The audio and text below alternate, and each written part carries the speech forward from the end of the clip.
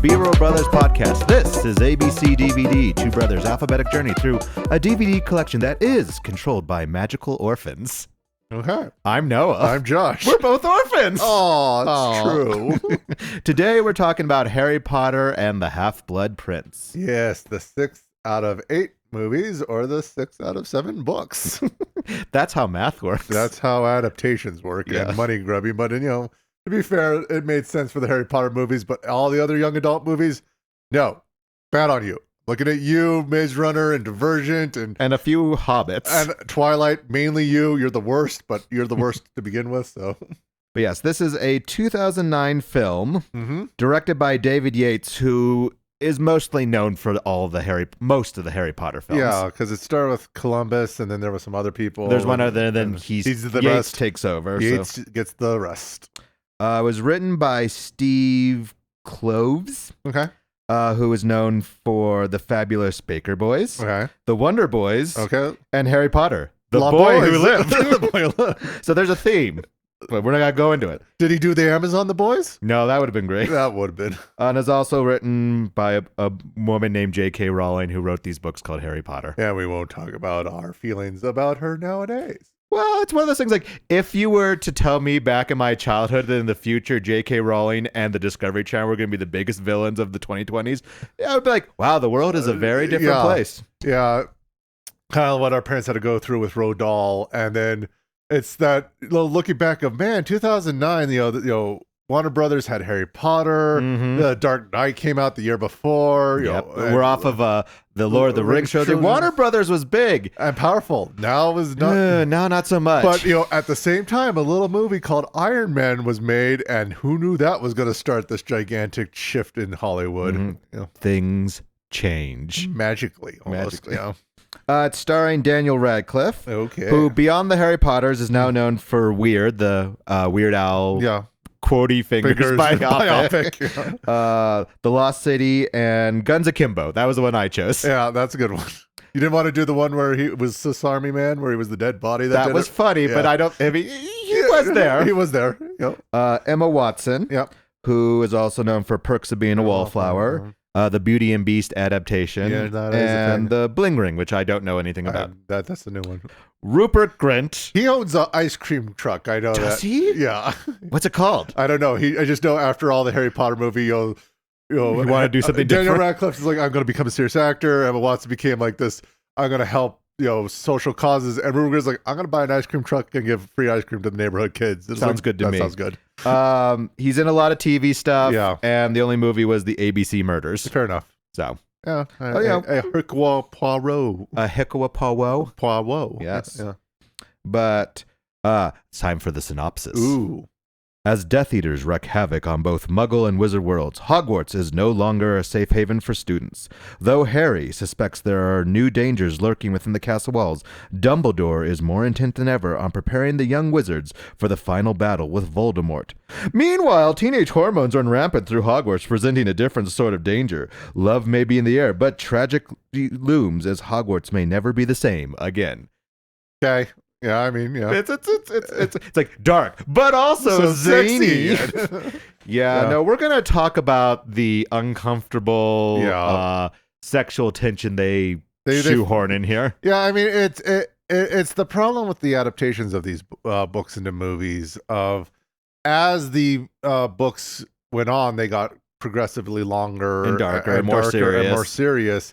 And it became harder and harder to adapt. And then they made these choices of, you know what? Everyone's read the books. Let's just do what we want. And I was going to say, as we go through this synopsis, much like the movies assume, we're going to assume you read the book. Yeah. And that's a problem. Yeah, because we're not going to, there's only a few points where I'll say, oh, in the book, this happened, because it's very jarring when it's not part of the story, but for the most part, I'm not going to go, well, in the book this happened, in the movie that happened, because it gets tiresome. What I do appreciate with this movie series is some of the visual aspects, and that is how this movie starts with the Warner Brothers logo, and as the movies get progressively darker and more intense, so do the logos. It's not the happy John Williams theme anymore. It's just dark and the Warner Brothers logo itself is becoming decayed and and broken.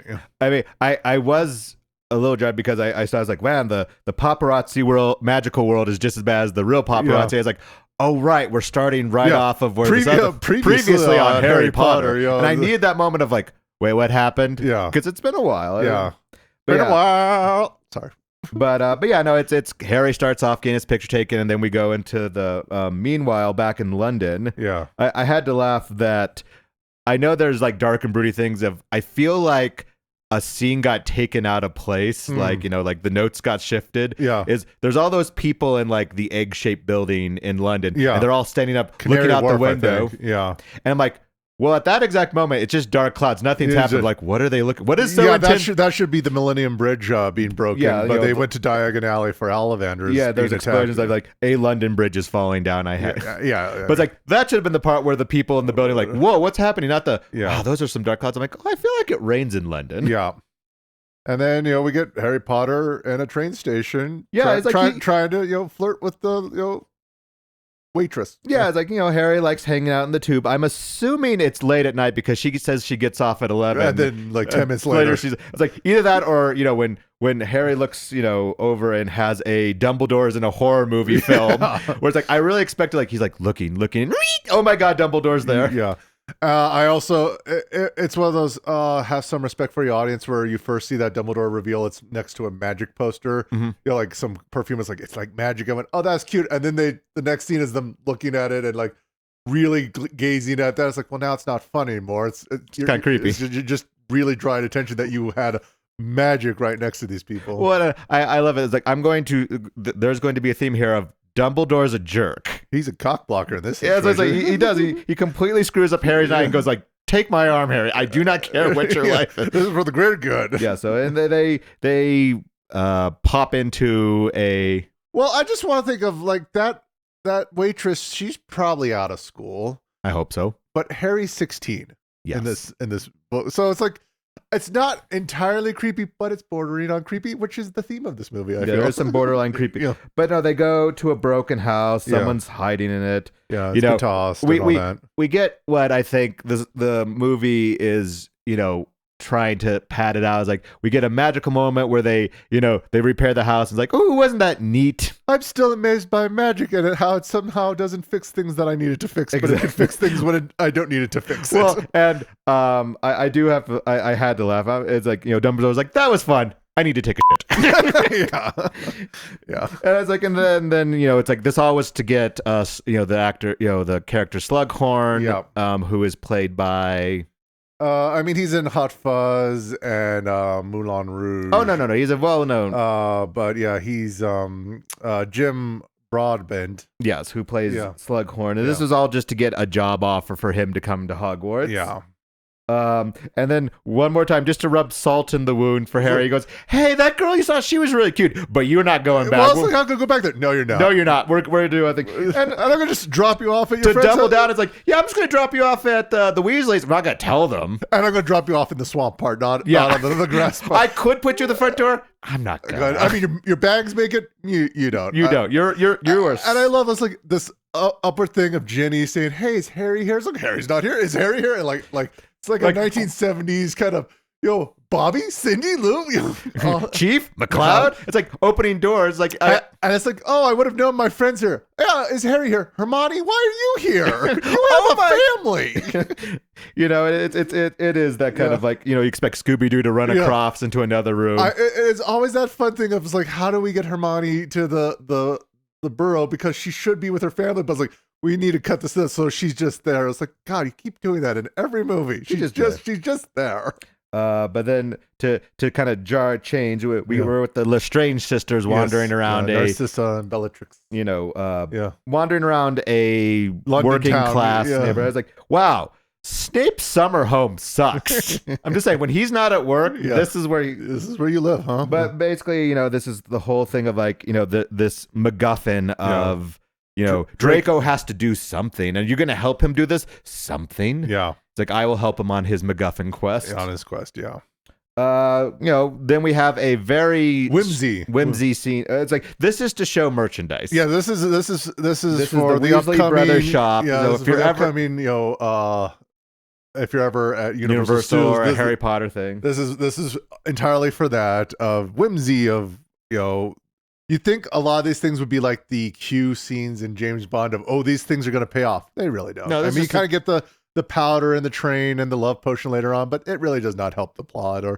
But we are introduced to a Quotey Fingers new character of Lavender Brown. Yes. And this has been discussed online of a whitewashing of a character, and this is all by the studio's fault. Yeah, this is the third actress who's played this character, right? And Lavender Brown is only briefly mentioned in the books. She's never described more than like a giggly, chatty girl. Yeah. That's like her full description. Yeah. The studios in the first two movies made the actress a person of color. Yeah. And then in this one, because she's going to have more speaking roles and more physicality with the main actors, switched her to white. And that's that is a unnecessary.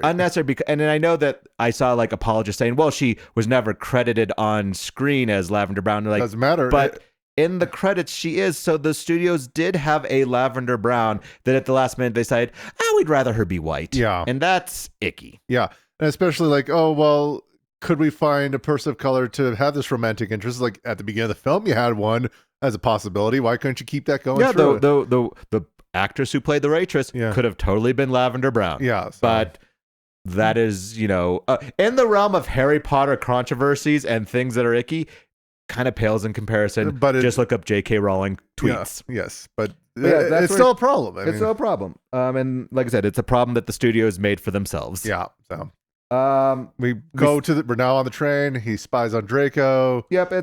He gets crunched. Luna saves him. Yep. That is the quick and dirty. I mean, there are scenes that go real quick and there are scenes that drag. And it's like when you see this movie is 2.5 hours, you're like, there could have been better time management. And what's sad is this is even the longest one. And I think it's like the third longest after like Chamber of Secrets and either the Goblet of Fire or Order of Phoenix. It's like, geez. No wonder they had to split the last one in two because you just no way you could do it. Yeah. We get the traditional dinner scene. Yeah. Dumbledore gives the downer speech where he says, "Evil's greatest weapon is children. Yeah. Children are evil." Yeah. I mean, there's nothing worse than a child. I do like the line of why is he always covered in blood? Yeah. It's like, well, at least it's his blood this time. It's like Harry is a murdering psychopath. But we get to potions class where we find out that used books are the best books. Yeah, I mean, if anyone's had a used school book and you appreciate the ones who do good highlighting and some notes in the corner, and then there's the bad ones that just like draw pictures of tanks attacking a town. But we get a love potion and notice that half the girls are extremely thirsty. Yes. We also get liquid luck, which is Chekhov's potion. Yes, Chekhov's potion. Yeah. Flash forward to Dumbledore's office. But I guess this is the point where we should point out this is where the Half-Blood Prince title comes from. Oh, that is true. We do have a title. The movie really doesn't care about it, but we might as well. This is where the potions book that Harry gets because he wasn't expected to take this class is previously owned by the Half-Blood Prince. Yeah, so and this book gives him all the shortcuts and good hints. How to be a good potions master. Like I said, good notes from a previous year. Yeah. Going to Dumbledore's office. Dumbledore basically is like a police chief. He's giving Harry his assignment. Like, this is what I want you to do. We're going to be doing a memory. We're going to try to figure things out. And we do go back in time. Yeah, this is our first flashback. And I'm like, that's not Jude Law. No. When does Jude Law turn into...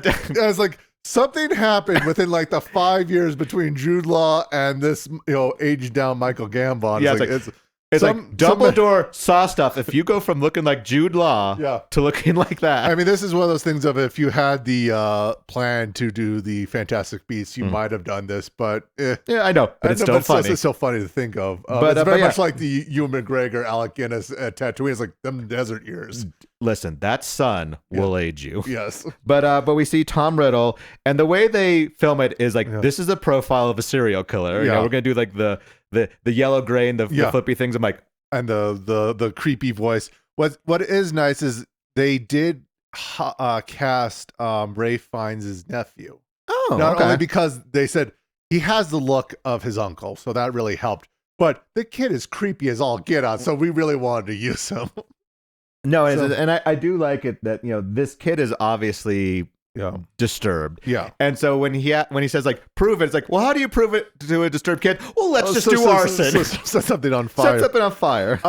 A fun, I guess, little foreshadowing or Easter egg. There are 7 stones on the windowsill in the flashback for the upcoming 7 Horcruxes. That is the MacGuffin of the next movie and the whole point of this one. So gotcha. So our department having fun. To a quick scene of Draco still on his MacGuffin hunt. He is in say that word a lot, aren't we? Well, I'm going to use MacGuffin a lot. Yes. Would you like to explain what a MacGuffin is? I guess it is a writing term and also a film term of it's a item that draws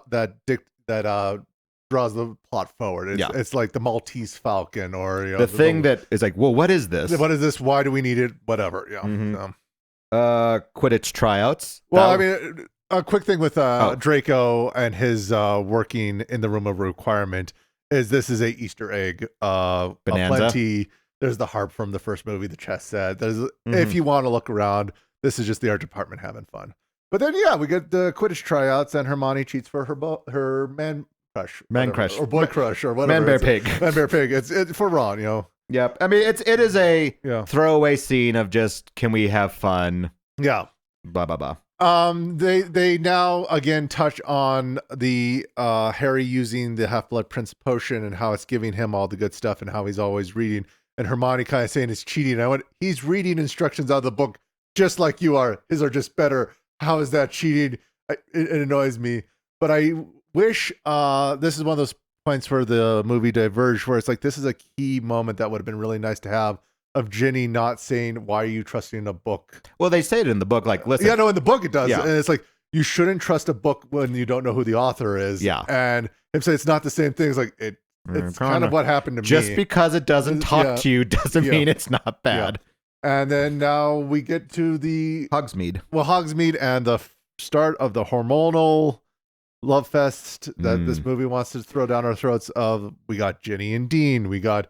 Ron and Hermione, dancing around each other. We got, Harry and Ginny dancing around each other. And I mean, it's Lavender and Ron. It's like, oh my God. Yeah, I mean, it is that kind of, it's like other movies and other stories do this a lot better. A lot of this, I mean, maybe it's because they're British. It's like, it just kind of comes off as creepy in some parts. And if these relationships in this movie actually paid off in this movie or the next one in a meaningful and satisfying way, these establishments would be fine. But as we know, they don't. So it's just creepy. And it is that thing. It's like the book can make a meal out of these things and make you believe it more than these ones where it's like, well, we're told we have to be attracted to each other. So, hey, there's the first assassination attempt. Yeah, there's a possessed girl, which I have to admit, on screen is kind of creepy. It definitely has like a possession. Ring, like the Ring kind of girl look to it. It's like, oh, this is that's a good one. Yeah, we're now getting to more adult things.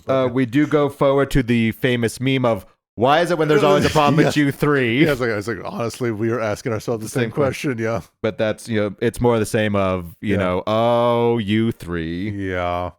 We go to jumping to the party. Well, there's one thing I wrote is that there's a quick bedroom scene. Oh, where right. it's like the awkward. This is another awkward thing. It's like let's talk about why my sister's hot. I'm like, this is really weird. Yeah. And then there's talking about skin, and it's like, I mean, we all went through an awkward teen stage. I just don't think it was that awkward. I feel like I've had conversations with people were you interested in my siblings? Like, I wasn't, but I'm glad to know you're cool with it. That was kind of like the extent of it. Yeah, and but yes. Then moving forward to the Slug Club.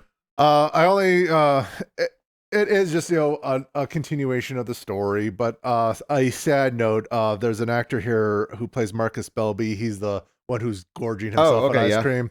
Sadly, he got stabbed to death right after filming this movie. Oh my God! I was like, oh, that's unfortunate. No wonder you didn't come back. Yeah, but as I say, the only thing more awkward about these interactions is the writing again. Yeah. It's like I feel like you all forgot what teenagers do and talk about. But there's another theme in here of Harry is an awful detective. It's like try to be subtle. Let's just go straight for the jugular. Hey, what do you know about Tom Riddle? God, Harry, come on. Just butter. He does this 2 or 3 times where it's like, wow. Dumbledore should not trust you to get information out of anyone. I mean, I just want to think, who is this master of conversation in front of me? Harry, where did you go? Yeah. But yeah. We go to Quidditch Day. Yes, Quidditch, the pod racing of the Harry Potter universe. You have to put up with it because it's going to be in it.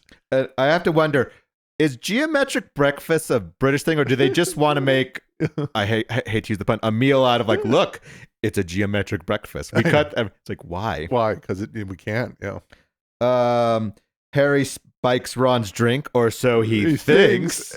The magic was inside him the whole time. He just needed the confidence. And then we spend 20 minutes as a game happens. Yes, yeah. And I got really, I mean, yeah, in the first movie, spectacle and stuff, but it's like, it's in every single one. And the only time you actually wanted to see a Quidditch game was the fourth movie, because that was supposed to be World Cup. The World Cup, and it's like, professionals are going to do it, and they cut away. It's like, you know what? If you're not going to give me the fun stuff, I'm not going to take this seriously anymore. But yeah, no. Then we have the after party in the dorm where the lust is high. Yeah, the lust is high. Yeah, Lavender Brown gets her Ron. You know? It's a Ron. I mean, like I said, I'm not saying that things do not happen at this school. Yeah.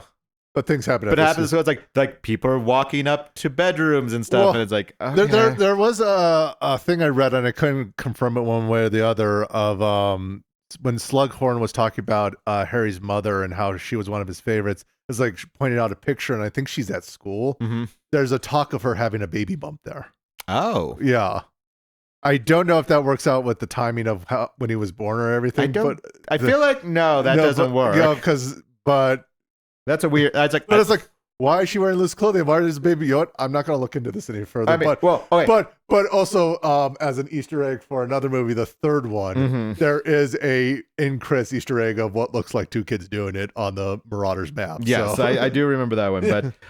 In the vein of loose clothing and stuff, it's like I have to point out, and this is not a revelation to anyone. It's like in the first movie, there is a lot of robe wearing. By the time we get here, there is so much street clothing. It's like, and I understand. We went to Universal. I bought some robes. They're really expensive. We're not giving every actor one, but it's like I also think it was hard to distinguish one character from another, and it was like it's not a good look. I mean. Even in the first movie, it's like, we're supposed to have hats. Yeah, that ruins everything. Get rid of the hats. Then get rid of the robes. Just dress normally. The teachers will be in robes. Yeah. But yeah, then we have this, once again, another awkward conversation of like, this is not how anyone talks. Like, let's talk about how it feels to be rejected, Harry. Yeah. And there's a problem with, I feel like, these movies, and I think other spectacle movies where they want to really show you the graphics, and with and in this case, the Hermione having the birds attack Ron, it should have been a lot faster. Instead of her glaring and then having the birds slowly swirl and then attack, it's like, it should have been a fast, quick attack. Yeah. But no, they wanted to make a moment out of it. We then go to the winter ball, which is kind of a throwaway scene again of Harry invites Luna. That's whatever. Cormac's there to make Ron jealous, but that doesn't go anywhere. And it's just to have Snape give Harry a message to go see Dumbledore, and then to be overheard by Harry when he talks to Draco. Yeah, because Draco's still doing his thing. He's now upgraded himself to fruit. Yes, but that's kind of it, and it's like, meh. And this has been a problem with these books and / movies is every book at some point, two of the three characters have to be fighting with each other. You know, sometimes it's Harry and Ron, sometimes it's Ron and Hermione, sometimes it's Harry and Hermione. It's like, oh my God, when will they make up so we can get the story to move on? Right, and this is where Hermione and Ron are just But we get another useless scene of the train. Yes, of them saying, "Oh, well, maybe you didn't overhear this," and Lavender Brown, acting like it's the other thing, like the crazy girl you dated, where you're like, oh my God. Yes, this is a lesson for future, for me.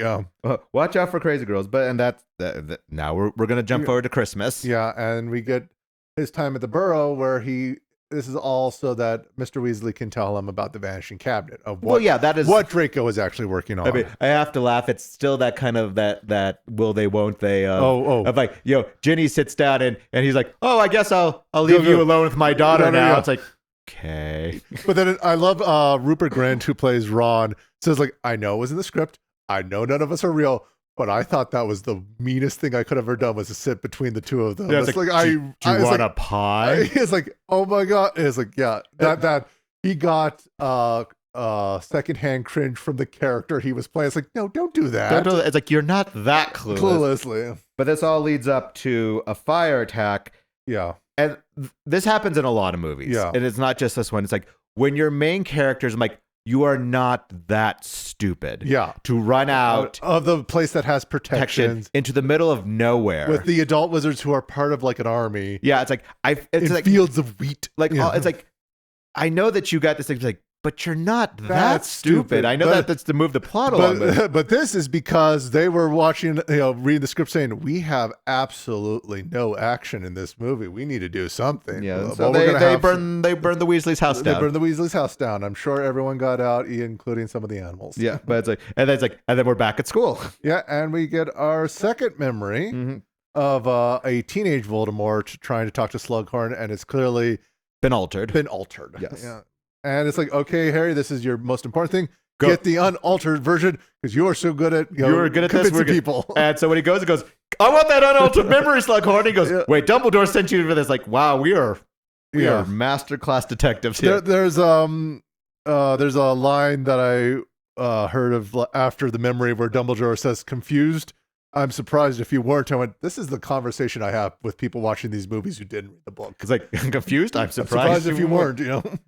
We get the first of two high on potions. Yes. Ron is a little high on some love candy. Yeah. And he is just staring at the moon, laughing, feeling good about himself. I mean, this is a lesson. Don't eat food from your roommates. It leads to bad things. Yes. That chocolate that your roommate has, it might be laced with something. Yeah. Maybe that's his feel-good candy. Especially here in Colorado, But this leads to basically a poisoned mead. Yeah, this is the second assassination attempt of the poisoned mead, which I'm going, I know they're British. I know their drinking age is at 18. But again, the teacher gave them alcohol. At 16. And I guess this is a good point as any to talk about this is Daniel Radcliffe thinks this is his worst Harry Potter movie. He's very disappointed with his acting in this. Okay. And the main reason he says that is because he was struggling with alcohol abuse. He was drinking a lot. Okay. He says, you can probably notice I'm drunk in a few of the scenes.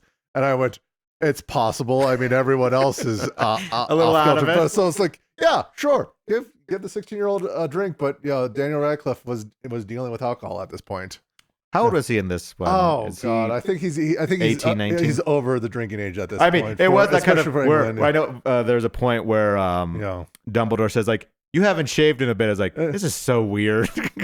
Like, I'm sure Daniel Radcliffe is well beyond his years. Yeah, so Daniel Radcliffe was born in 89 and this was 2009. So like 20? Yeah. So he was younger than American drinking age, but perfectly fine for British drinking age. But I think learned that was something he had to overcome. But yeah, no, but going forward, like there's this scene in the hospital where the teachers just watch some girls bicker and Dumbledore being a jerk says, you know what? Heartbreak is funny. That was great. I am having a great day. There is a online comic where Dumbledore is a jerk and you should find it because it's like, it is. It's like, look at this phoenix. It bursts up because it does not care for life, just like I don't care this conversation, Snape. Bye-bye.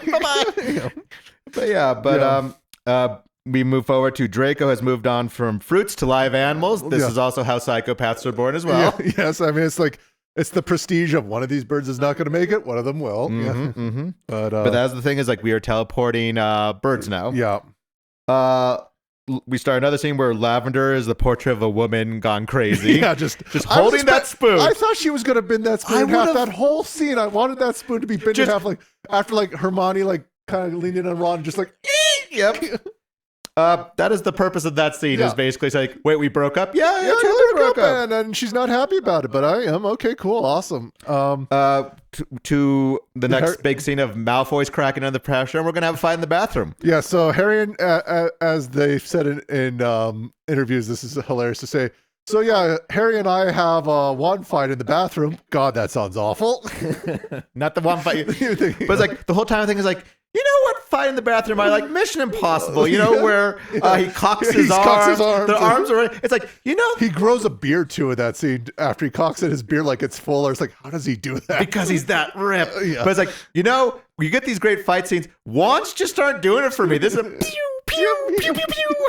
Yep, but Harry uses the spell that he got from the book, and it nearly kills Draco, and Snape's there to help, and that's just the scene. That's the scene. You know, there's Ginny's like, I'm gonna help you now. Yeah, in more ways than one apparently, because you know she finds this room, and then Ginny makes a move. Yeah, it's like, you know what's the most romantic moment in this entire movie was when you nearly killed a guy. Yeah, and I'm gonna take you to this room, and I'm going to have the least passionate kiss on screen with you. Mm-hmm. And this is my point with this like whole establishment of this could have been better. Yep. This could have been payoff. This could have been the establishment to say, yes, these two are eventually going to be, you know, the romance that leads to marriage later on. But no. Nope. It just feels awkward. It's just like, and then you get a really bad joke of, did you do it? Did you do it with my sister? It's like, what? What? It's like, it's like these jokes could have worked if this movie was a little bit more lighthearted, but this movie is weird, totally dark this whole time. So none of these land. Now we get Harry getting high on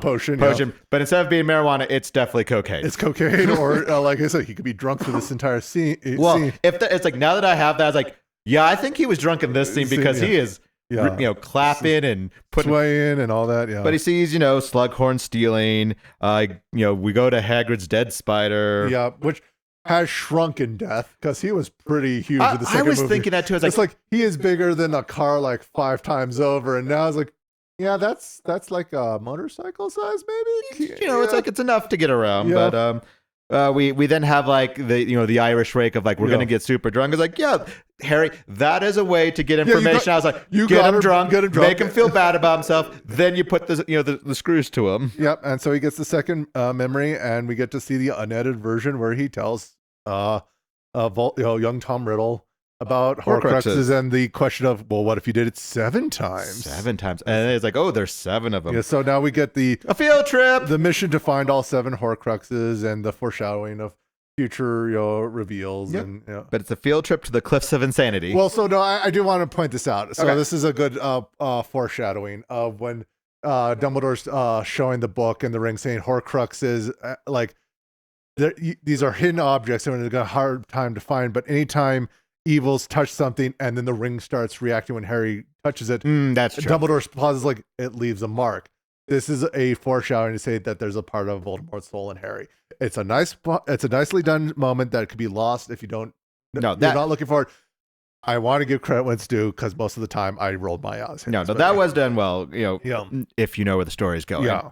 Yeah. Once again, a movie relying too heavily on the people books. reading the books. Yeah. But we have a field trip where, you know, we're on the coast, we're in a cave. Yeah. Why? Well, if you know the books or if you looked at a postcard in the flashback, you kind of know. Otherwise, it just is. It just is. Yeah. But there's a boat, and then we do a drinking game with Dumbledore. Yeah. And then there's water zombies, and then Dumbledore napalms the whole area. They were in a ring of fire. Yes. They fell into a burning ring of fire. And that's the scene. That's the scene. Yeah. And they get a necklace. Yeah. There's a fun prize at the end at the bottom of the Cracker Jack box. Well, I do want to make a point about this whole escapade because to unlock the door, they had to sacrifice some blood. I always have a problem with this in any movie.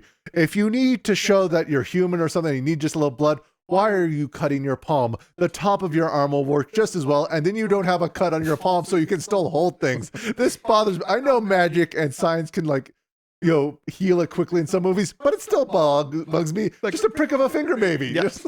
If we're gonna do blood, or do it the way the wrestlers do it, just a little nick on the top of the head, that's gonna gush. You're gonna get a good, and it's gonna heal real quick. Real quick, yeah. It's like this always bothers me. Okay, now we know. Yeah. So. Flashing back, Draco brings enemies in through the teleporter. No. Dumbledore's cornered by the baddies. No. But Snape steps in. Yay!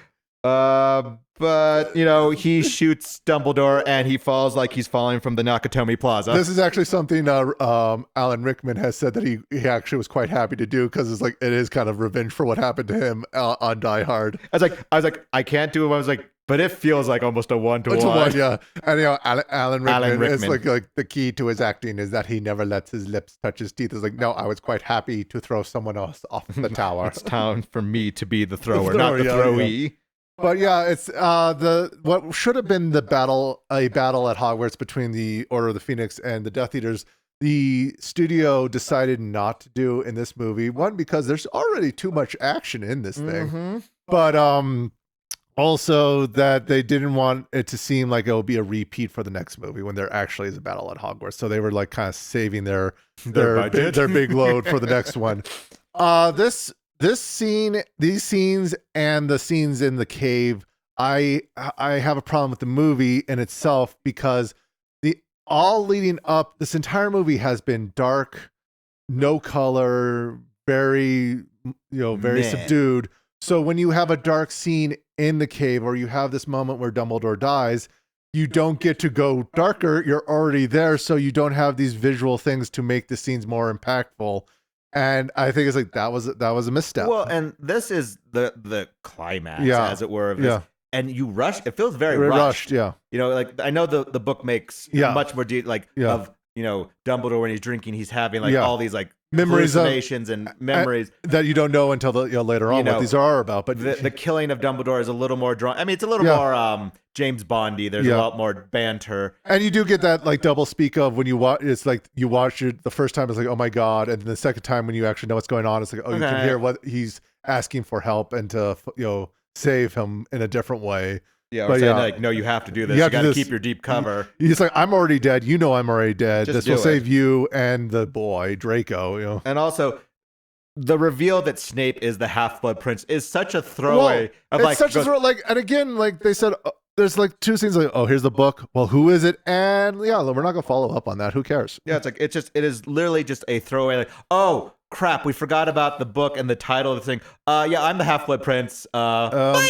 And then we have our salute to Dumbledore. Well, it's I love this. Is Harry comes back to a big circle of no one doing anything to help. Yeah, this no, let's not use magic. He is lying there. Let us all just look at the body. It's okay, It's I know this is for the movie. But it's there's a dead body and y'all are just hanging out. And McGonagall starts the salute, and a salute to Maggie Smith as she did this movie while going through cancer treatment, and you do not notice it, but they light it up like a concert finale. They all put their wands in there like they don't care. Yeah, and did you get the metaphor that light drives out the darkness? It's subtle. It's subtle. You don't know.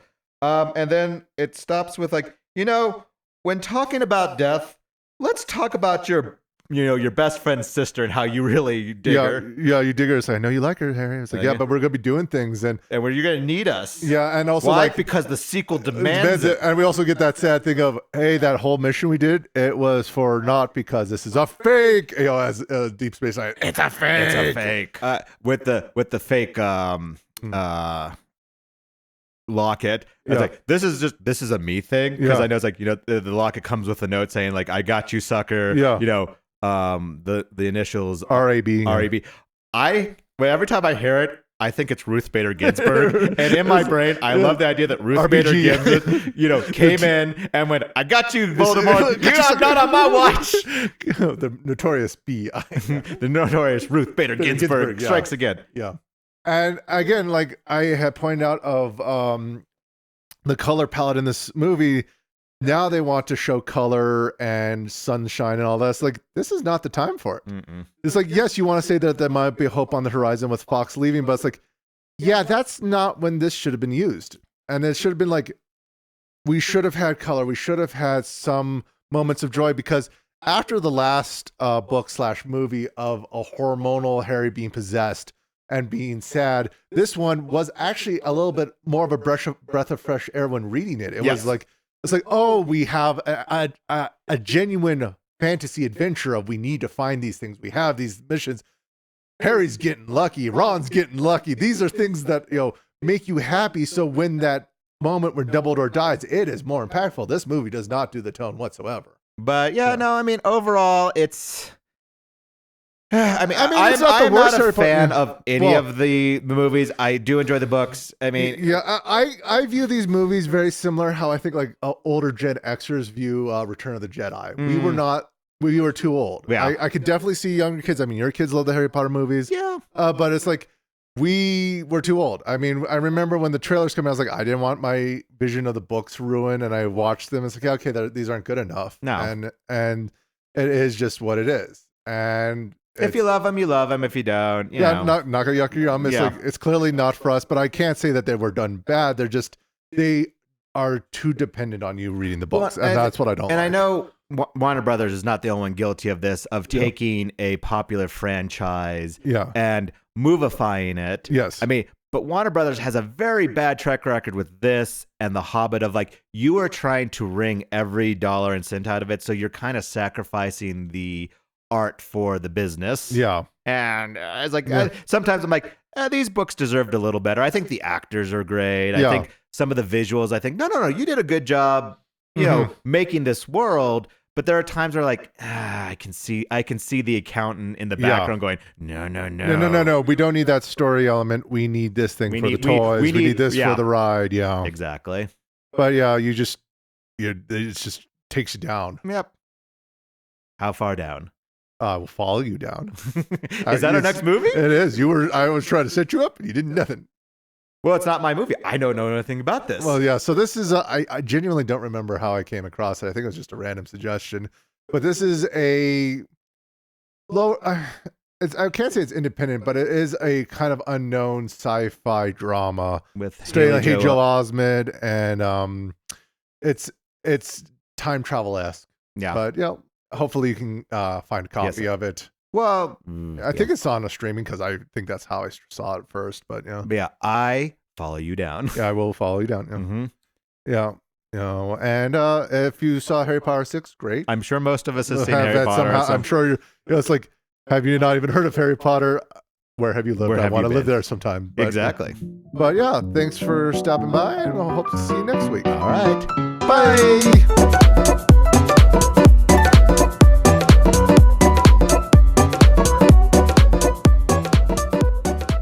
Whereas the fifth book was about going through the hormonal changes and you're all angry. This is where you want to do things. Do the nasty. Get into her chamber of secrets, if you will.